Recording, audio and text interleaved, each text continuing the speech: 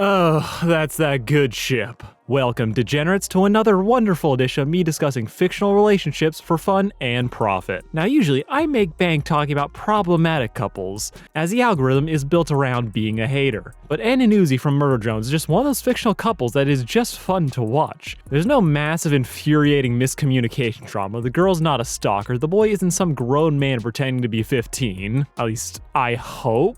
Look, don't worry about it, we'll discuss it. But really, overall, this whole thing is just wholesome. As the timeline aside, N and Uzi are just pure serotonin, with some of the best use of angsty girl meets emotional support person that I've seen in a while. This show knows how to use angst without feeling cringe, and this love story is an ode to everyone who's ever felt like an outsider, and how the power of love will make us ignore just the dumbest things, like killing people. But nobody's perfect.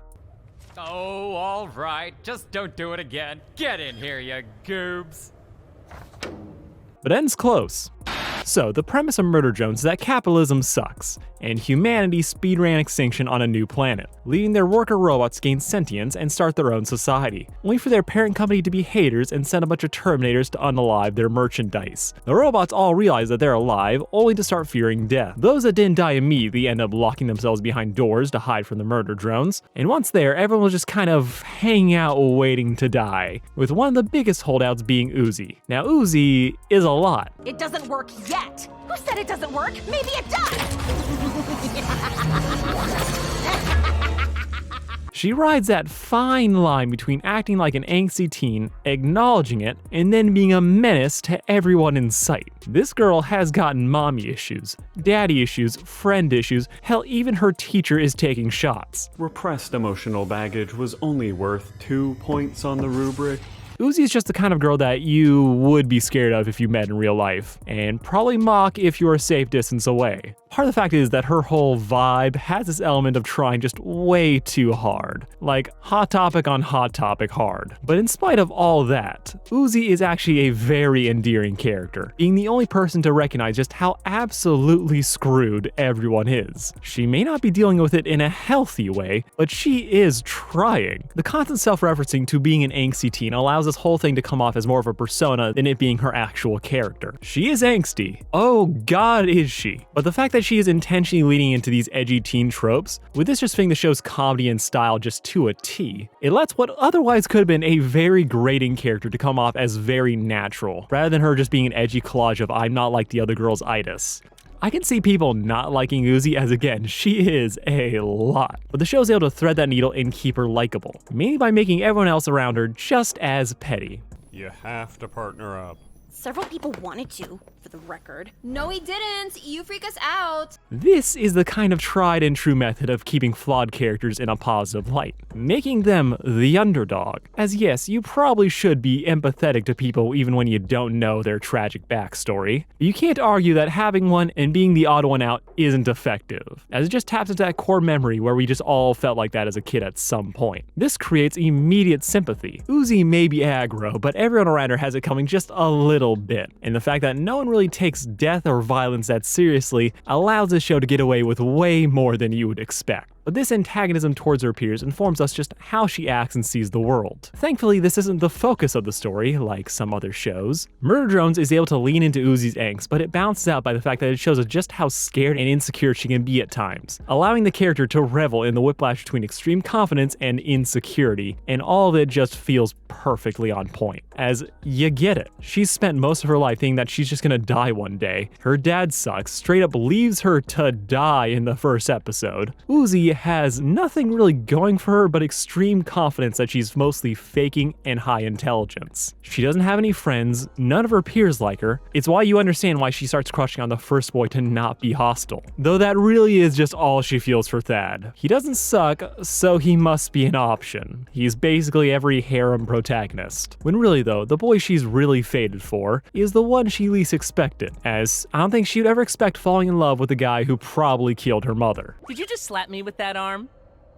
Holy crap, it talks. So, the murder drones. These things are the scourge of robot kind, killing robots en masse, drinking their oil like it's juice, and using their bodies to decorate their house. Everyone who lives behind those walls either lost family or know people who did. They are the monsters of this world, which is what makes N's demeanor so jarring when he first pops up, as N is just a sweetheart. I guess I just want to be useful. I was given a job, and I always want to try my best. Surrounded by his victims, and he is the king of wholesome. N is the best of the best boys. This is, again, despite the fact that he helped commit an actual genocide, but rather than this being a contradiction for the sake of feels and like, oh, he has a dark past, N's goodness is actually tied to his horrific actions. He was just following orders. And yeah, that is a Nazi uniform. Don't worry about it. At his core, though, N's situation and his ability to go along with mass murder of other robots is tied to his inability to not give everyone the benefit of the doubt. His boss hates him, his crush ignores him, but he acts like everything is fine and they're chill, and you get the vibe that he mostly believes that. This isn't just some massive coping mechanism like with some characters. N is just genuinely the most positive person imaginable, and it just works. As in a show filled with so much darkness, having this one beacon, this one person to fight back against the nightmare fuel, is just a breath of fresh air. When he got sent to this planet, he killed a lot of people, but he mostly assumed that there had to be a good reason for this. Plus the fact that he was also programmed to view them as targets instead of people. N wants to be helpful. He wants to be helpful so badly that he will just go along with this insane plan. Not to mention he's a robot, so the question of how much autonomy does he have is kind of up in the air. But also, yeah, out of all the 3 murder drones, he's probably the one that's going to be revealed who killed Uzi's mother because drama. But what really connects Uzi and N, though, is the fact that they are both outsiders. Uzi is shunned by everyone that she knows, just like how N's partners always give him the short end of the stick when they're not beating him with it. Uzi took this experience and told her haters to go to hell, and embrace optimism and just went along with it. But deep down, neither of them are really happy with where they are in their lives. So when they finally meet and Uzi blows his mind, figuratively and very literally, N glitches out and assumes Uzi is another murder drone, allowing his friendlier side to pop up as he isn't trying to kill her for 5 seconds. Uzi, meanwhile, realizes just for how much evil the drones have done, they are all still tools of humanity. They got sent here with no way to get back, meaning that they're most likely just being left for dead, or they would be disposed of once they finish their mission. Uzi's mind switches from this us versus them mentality to robots versus humanity. In this interaction, N befriending Uzi leaves him to start having doubts about just maybe they shouldn't be killing the workers. And maybe, just maybe, they shouldn't trust a mega corporation.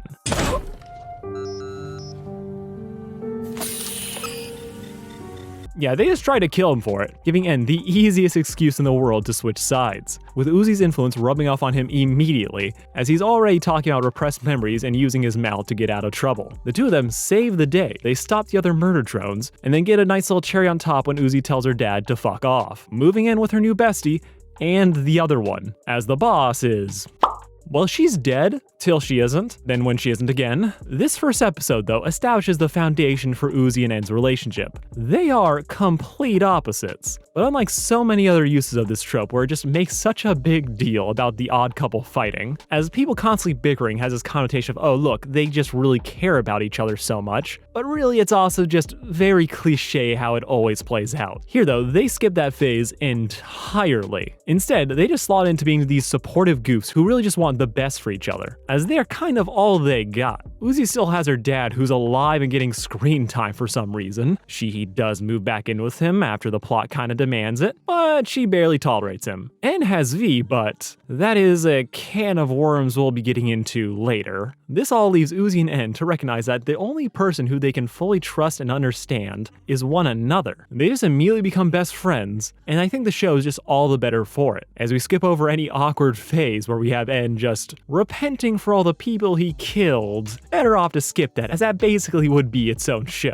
We do not have time for that shit. But the secret sauce of this whole relationship is N's ability to just roll with anything. Uzi may be freaking out and losing her mind over mysteries, but he is always there to help her chill out. And he is always adorable when he's doing it. N provides levity to a girl who's built her identity around being angsty and not fitting in. And that is just kind of perfect. As yeah, Uzi's response to pretty much every problem is to yell at it or use science to better choose violence. Uzi has got issues, but having this bottomless bastion of positivity and whimsy softens Uzi's hard edges. As while she's still rude and sarcastic, being mean to N is like kicking a puppy. Even thinking about it feels wrong, so Uzi treats N differently than how she would treat anybody else. She is literally leaning on him in episode 2, which just goes to show just how safe this powder keg feels around him. These two naturally complement each other, and I feel like that is just where all the feels come from. And both their character arcs just keep feeding into that. They both have mysterious paths that are tied to one another. Uzi is slowly developing new powers and losing control of her body, and lost his memories, and his entire origin story is just nightmare fuel. But together, they are improving themselves. Uzi's learning to be more open and talking about her problems, and is learning to stand up for himself and to put his foot down when he sees others acting out of line. He went from being a doormat who would thank people for walking over him to standing up to V when she thinks Uzi might be a threat. There's a nice sense that the two of them are not just growing closer, but their arcs are heading them towards a similar place emotionally, especially since the two of them are in a race to find out who has the more fucked up past. We watch Uzi and N uncover the mystery of the absolute solver, with horrifying implications about the true nature of the murder drones, with this briefly, well, not fracturing N and Uzi's relationship, it's more like she got traumatized for funsies when the centipede monster faked her out, making her think that her dad got murdered in front of her, and then proceeded to show pics of her mom just to rub salt in that wound. It was a lot. Nobody was okay after this, and Uzi just couldn't keep pretending that she was fine after all that's happened. Uzi and N didn't have some huge fight or anything, they just kind of went through a horrific experience, with them just needing time to process what happened, but their relationship wasn't really damaged. The problem is the fact that they don't have texting, so these idiots just don't really know how to check in on the other. They assume that things must be bad when they're actually just fine, which is a great way to just breeze past any issues that they might have had here, as we don't need any more miscommunication bullshit. They literally show up and meet, and everything is okay again. Also, they meet up under duress, so that kind of helps, as N is forced to face Uzi as he thinks V is just gonna kill her entire class, while Uzi was miserable back at home and needed her goof back. With me? Dapper buddy. Also, she found out a different student was gonna kill everybody. Even if N is made out of nightmare fuel, you really just can't stay mad at the guy. Working together, they are able to stop both of the psychos. We also get the reveal that Uzi doesn't just have teen angst and daddy issues, but she's also going through evil puberty, being corrupted by the same entity that caused the robot centipede, which of course has something to do with her mother, because Uzi just cannot catch a break. Like, for real, fuck this guy. Even if you can excuse the part where he left her to die rather than try and fight back. Like, Khan is just that delusional dad who is both overly and non-invested in his daughter. Like, it takes actual effort to live with your daughter yet still not be in her life. All this man wanted was to obsess over this one decent achievement of building a door, and he just refused to move on, leaving Uzi to develop an inferiority complex a mile wide, where she just wants to prove herself, resenting the doors so she tried to make them irrelevant by killing the thing that they were keeping out, only for none of it to really matter in the end, except the part where Uzi is still traumatized and is still overcompensating. But now, after all that, she has N, and things can only get worse. Yeah, Uzi is losing control of her body and killing her classmates. Average teen things. Also, yeah, people die in this show constantly. It's kind of an investment issue, but it's also very funny. 1, 2.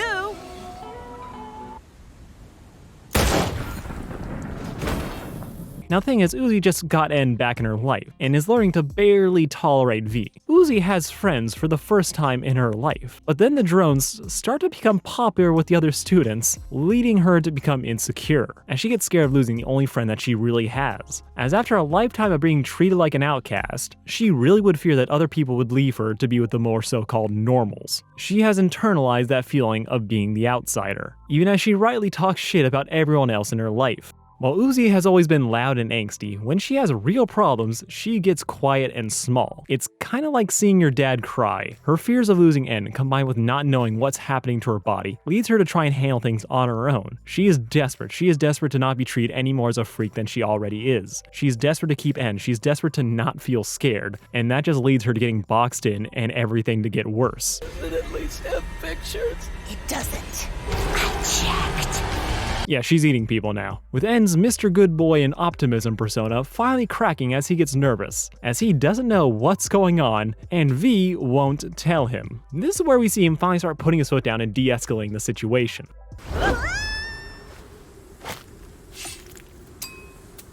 Also, must be noted, Uzi was going crazy this entire time till the second she heard N. Just needed to be pointed out. N does what he does best, comfort everyone around him, relating to Uzi and telling her how he felt scared when she wasn't around. Being terrified is kind of their normal, but when they're together, it doesn't feel like actually serious. And N confirms that he would never abandon her. He'd always make sure that things are gonna be okay and that they should always stick together. And yes, she totally killed those people, but they just have to deal with things one step at a time, as their alternative would just be to freeze and panic at just how big the pile of problems is getting. This moment solidified what I love about them. Uzi is a angsty mess who desperately needs connections, to be supported, to not be treated like a freak. And meanwhile, is emotional support personified, so it just feels like a natural fit for the two of them to be in each other's lives. But the real fun begins when you see that Uzi starts to recognize that these aren't friend feelings. That the lengths N will go to help others, being this bastion of positivity in her life, has slowly made her realize just how embarrassingly in love she is.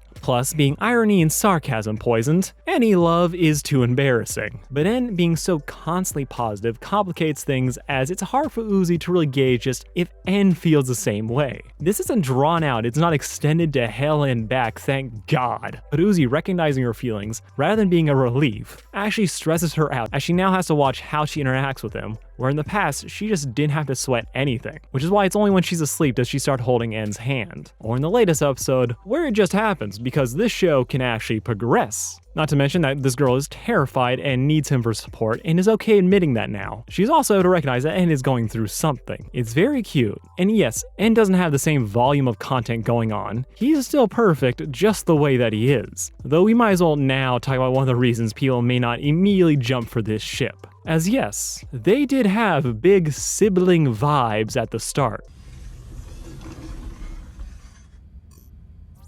Now, full disclosure, they do have a little bit of a little sister, older brother vibe going on, at least in the first 2 episodes. This is not helped by Uzi having a crush on the other guy, who then proceeds to drop off the face of the earth. If you like these two better when they were like that, valid. Though the second that the knife dance happened, I was done.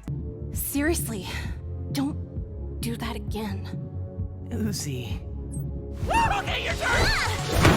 Love it. But if you wanted them to stay friends, fair enough. But for me though, this is just way too cute not to like. And one thing that I find really interesting that I wonder if the show's gonna dig more into is just how much N's relationship with Uzi mirrors what he used to have with Sin. N has always been this big brother, protective figure to little outcasts. This has been a role he has always put on himself, always trying to make sure that they felt loved and supported even when they were surrounded by haters. Sin was a defective robot that Tessa, N's creator, saved alongside the other future robot drones. But while the others were all mostly fine, Sin had some serious deficiencies. She had limited motion control and had a way more robotic speech pattern that made her come off as extremely creepy, which she was. Perhaps you'd like to attend the gala with me. But this set her apart from the rest, with not even Tessa, who is supposed to be like the kindish-ish person in the room, not really being ecstatic to see her. But for all the stuff Sin has to deal with, N always did his best to make up for the things she wasn't invited for, always hanging out with her, trying to have them go and make up their own activities. In spite of all his best efforts though, Sin was still being mistreated by the others, with it being revealed that they would just lock Sin in the basement and leave her there for long periods of time. Sin probably already had abandonment issues and was corrupted by the absolute solver. So when she finally started killing people and most likely experimenting on the others, I don't think N would have taken it well. He doesn't remember because convenient amnesia. But I wonder if there's something about how he may unconsciously assume a similar role with Uzi, that saving her has become this unknowing quest for redemption to stop what happened to Sin from happening to Uzi. In a way, you could say that he did fail Sin. He probably couldn't have stopped it even if he tried, but I don't think he'd ever let himself off that easy. So the fact that Uzi is being corrupted and possessed by Sin sets up N having to make a difficult choice between stopping history from repeating itself or stopping it in a more lethal way. This is what kills his mood in the latest episode, as he now has to grapple with the fact that Tessa is asking him to put down Uzi to stop the spread of the solver, who if left unchecked could destroy planets. Mr. Pure has to grapple with his first actual moral dilemma, and while we know he's gonna make the right choice, he's not being left with many good options here. Speaking of options that aren't really on the table, V. Origin story. N and V are a topic that kind of deserves its own video, but here's the basics of why I think it's kind of weird, at least canonically. Now to start, the first episode establishes that N has a massive crush on V, only for it to never come up again. In fact, it seems to have switched to V, secretly being infatuated with N. It's implied that the two of them had something going on in the past when they were at the mansion, but that thing kind of just slips through the cracks whenever we go back to get more info about that whole time period. So instead, what we're left with is just this interesting but weird scenario.